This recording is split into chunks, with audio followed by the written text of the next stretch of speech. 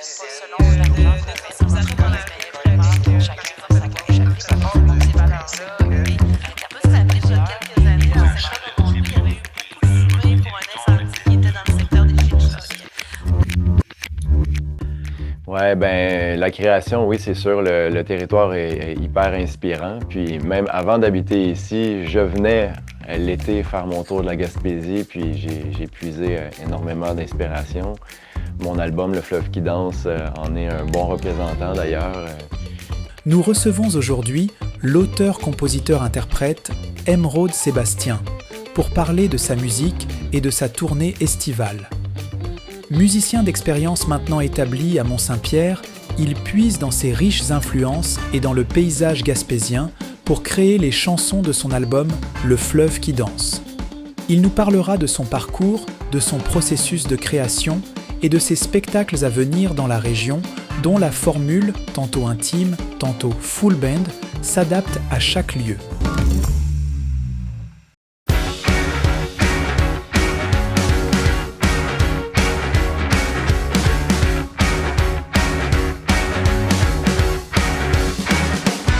Les feuilles tombent, mais mon courage aussi, et je retombe dans les rouages d'une vie, c'est tout comme s'il n'y avait d'âge, l'oubli, c'est pareil.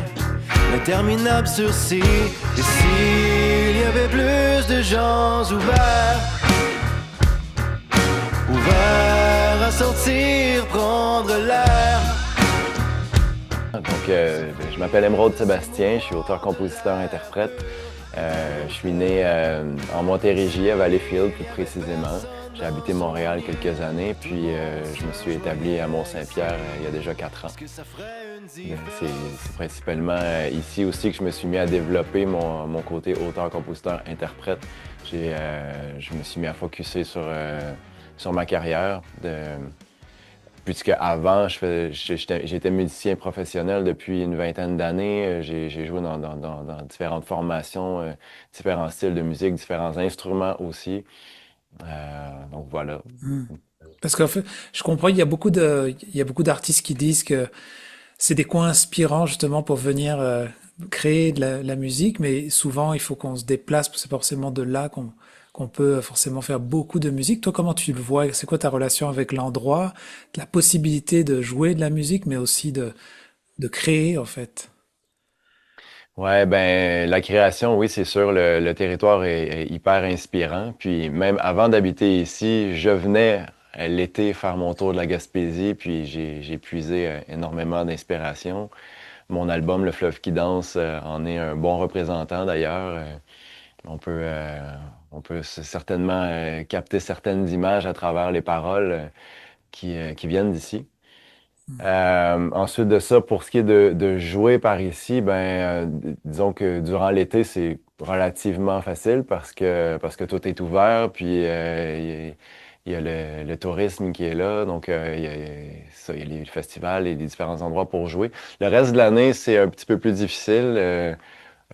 Pour ce qui est des concerts, par contre, en s'habituant un peu avec le cycle des saisons, c'est pas nécessairement un problème parce que justement l'hiver, je peux prendre ce temps-là pour composer, pour écrire, pour vraiment rentrer à l'intérieur, puis prendre le temps de rapailler toutes mes petites idées que j'ai eues ici et là durant l'été.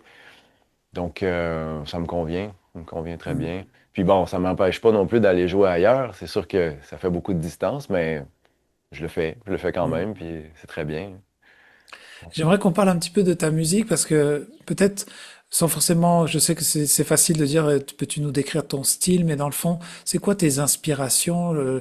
En écoutant un petit peu ce que tu faisais sur Internet, on voit que tu joues de la guitare aussi, mais qu'est-ce que, dans le fond, c'est quoi qui t'anime dans les rythmes ou les styles musicaux et qui, dans le fond, te donne envie de jouer ce style-là? Ouais. Ben, je dirais que chaque chanson, chaque chanson est un peu unique pour moi dans le sens que je vais pas nécessairement aller dans un style d'une manière volontaire. C'est plus à travers la création d'une chanson, quand je mets en musique un texte, quelque chose comme ça, il y a comme Je sais pas exactement d'où ça vient, mais c'est comme si la chanson elle-même me dit comme de quelle manière est-ce qu'elle a envie de sonner. Donc, Qu'on pourrait extirper la colère de mon corps.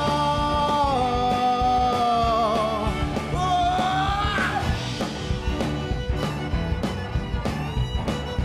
puis probablement que tout ça va puiser à travers mes différentes influences aussi. Moi, je viens du monde du punk.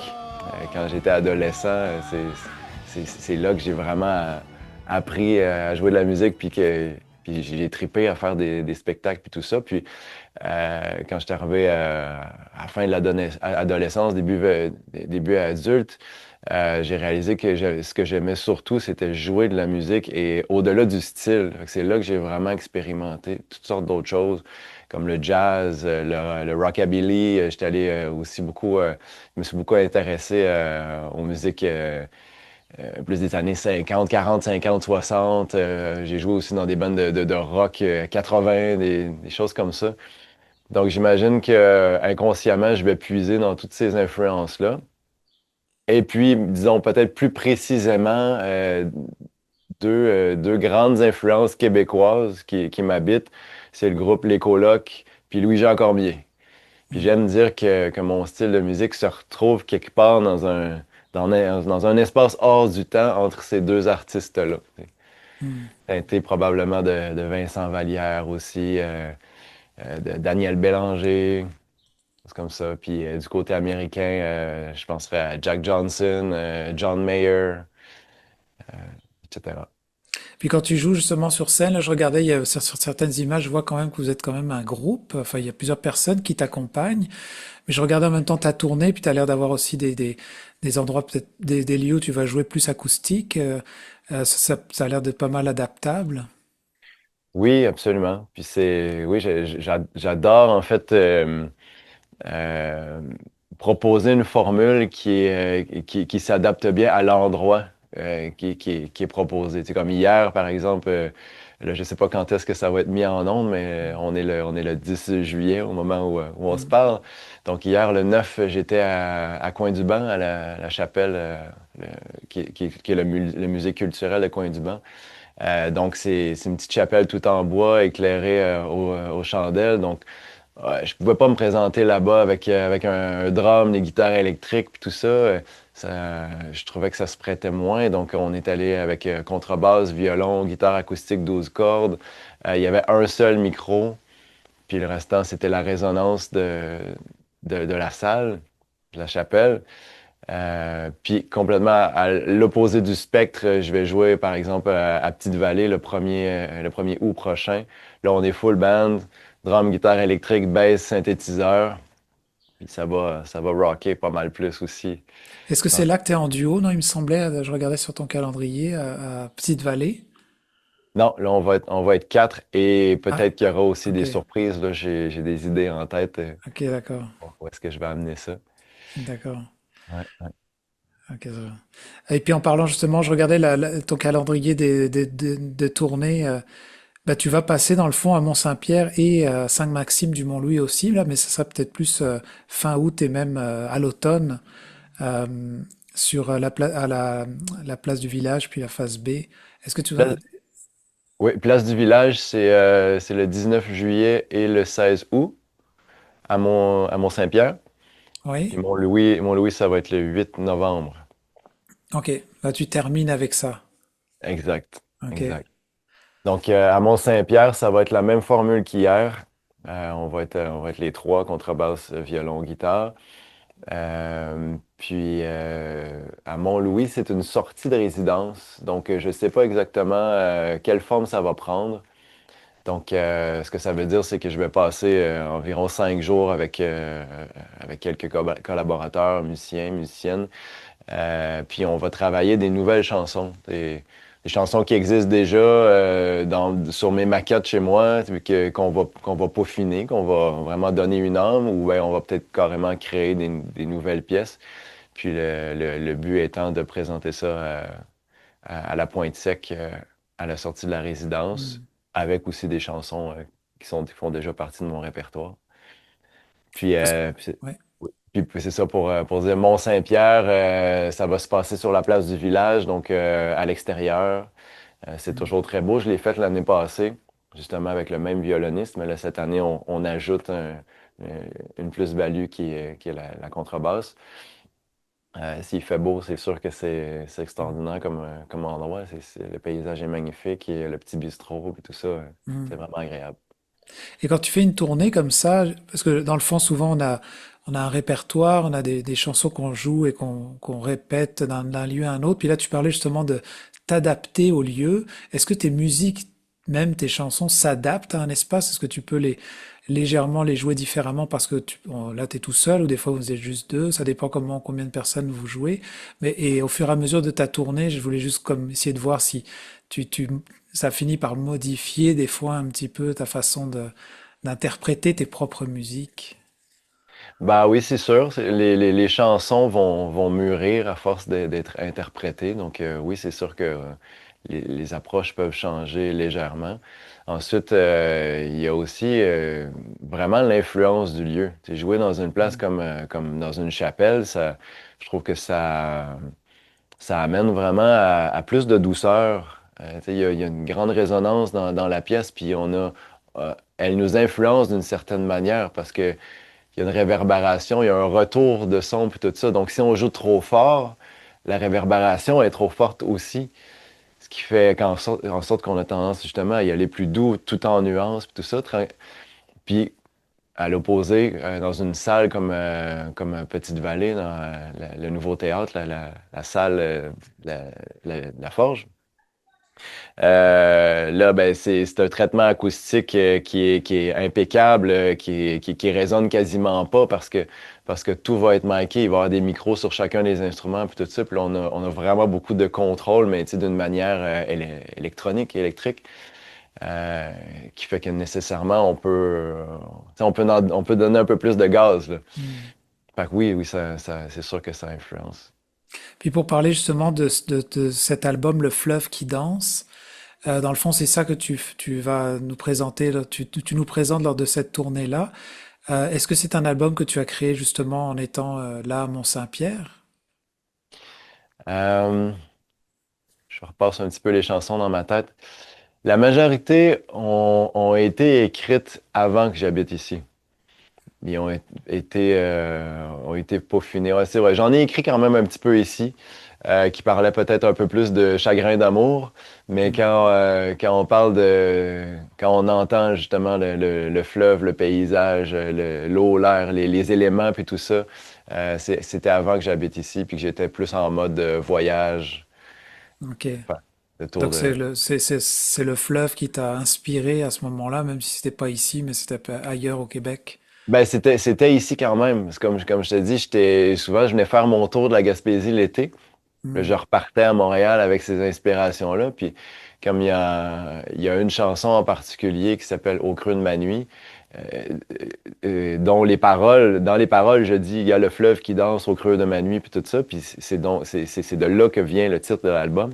Mais le fleuve qui danse, en fait, c'est que j'étais à Québec sur mon retour. J'observais le fleuve, puis là, je me rappelais tous les beaux paysages de fleuve que je venais de voir en venant ici, en Gaspésie. Puis tout ça ben, a inspiré la chanson par la Mm. suite. Là, je vois dans le calendrier justement de ta tournée, ça a quand même commencé il y a déjà, attends, c'était depuis le 7 mai, je crois.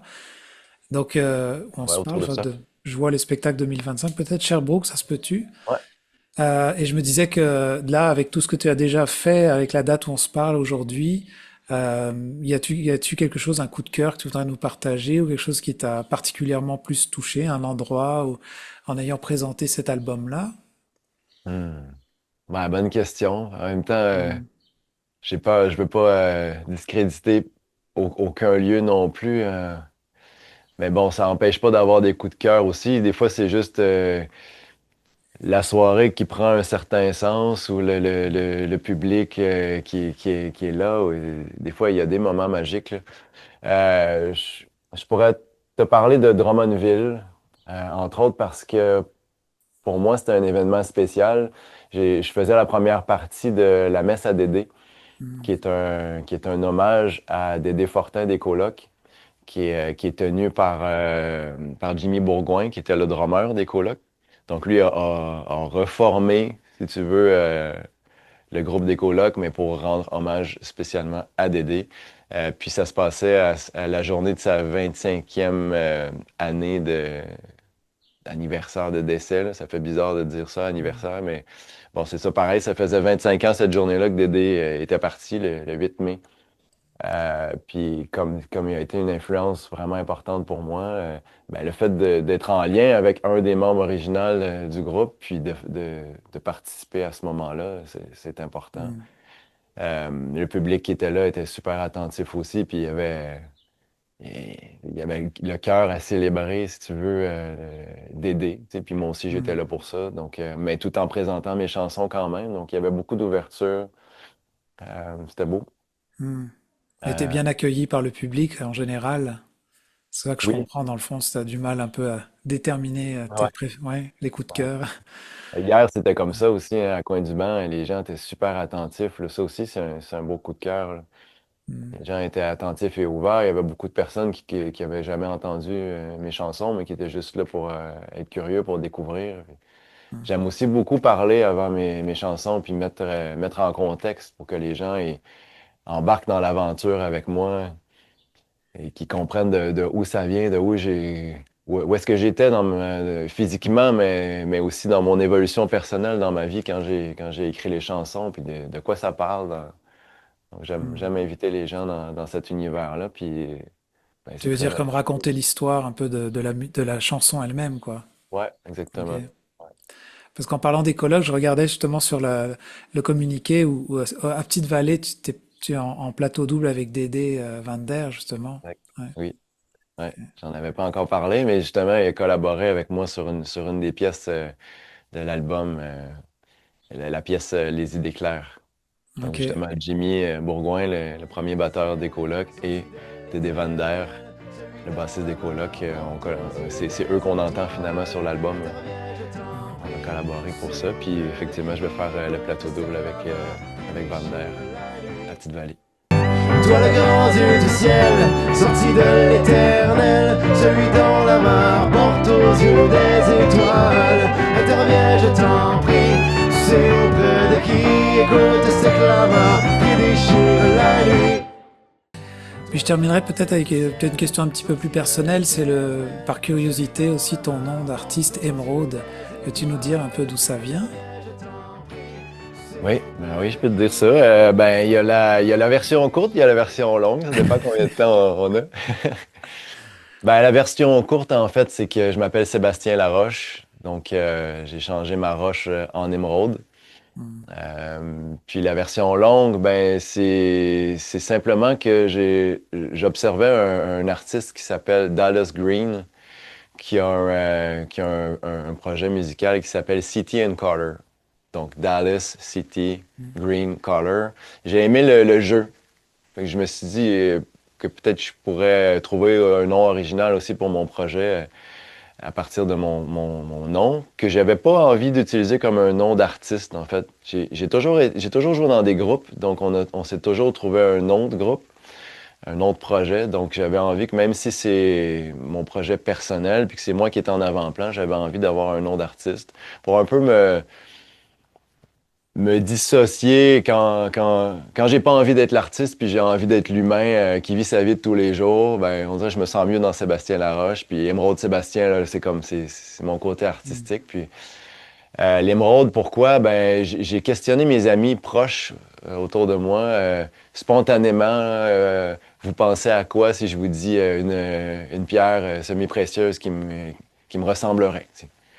Donc, l'émeraude a sorti, puis j'ai trouvé ça beau. Je trouvais que c'était un mot qui était tout en rondeur, puis je me suis mis à faire des recherches pour me rendre compte que c'était ma pierre de naissance. C'est le vert chakra du cœur. Donc ça, c'est mon petit côté un peu plus ésotérique qui a répondu à ça. Aussi dans les alchimistes, tu sais, je m'y connais un petit peu moins là-dedans, mais bon, je me suis intéressé aux alchimistes, puis ça parlait que dans le processus de changer le plomb en or, ça passe par l'émeraude. Bon, tout ça pour dire que c'est des choses qui m'ont parlé, puis j'ai décidé d'assumer ce mot-là. Mais Emeraude, tout seul pour un nom d'artiste, ça fait en sorte que si je tape sur Google Emeraude, c'est pas l'artiste qui va sortir en premier. Ça va être bien d'autres choses. Donc je me suis dit, côté business, si tu veux, Emeraude Sébastien, c'est plus facile à trouver. Si je tape ça sur Google, c'est tout de suite moi qui sors. Donc, puis ça assume mon prénom aussi que j'aime bien. Donc, voilà, Emeraude Sébastien. Une belle histoire. Bah, merci en tout cas, Sébastien, pour ton temps. Ça me fait plaisir. Merci à toi. S'aimer en tout temps et ses contraintes, du lieu d'expériment de nos ancêtres. Sortir les trompettes et les tambours pour s'amuser à tous les jours. S'amuser jour après jour. S'amuser à tous les jours. S'amuser jour après jour.